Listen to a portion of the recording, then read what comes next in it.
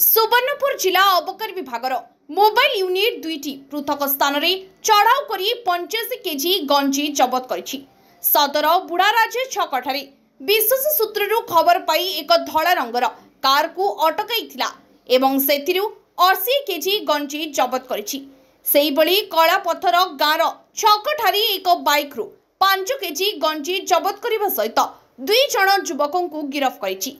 गंजेई बौद्ध जिलार संबलपुर दे छत्तीसगढ़ जाउथबा बेले धरिबारे सफल होईछि जिला अबकारी विभाग। आज सकाले हमर गोटे जॉइंट रेड होता Sonpur excise team district mobile unit और रेंज मिलित भाव चढ़ाऊ कर आमर सोनपुर उपकंठ बुढ़ारजा छक एवं कलापथर पाखु गंजे जबत होइछे एवं ए संक्रांत रे 2 गोटी मामला रुजु कराई 63/24/25 रे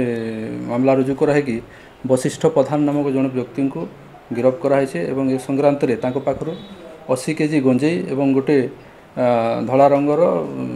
Maruti Suzuki Swift Dzire car जबत कराई। अन्य गोटी मामला रे जार केस नंबर है 108/2024-25 बुढ़ारजा छकरे जड़े व्यक्ति को अटक रखी 5 किलो परिमाण गंजेई बरामद कर जबत कराई एवं ए संक्रांत रे गोटे अपाचे आरटीआर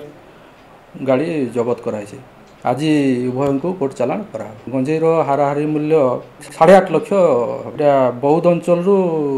संबलपुर अंचल को चोराचालाण होता। एई दुई अभियुक्तों को आज कोर्ट चालाण कर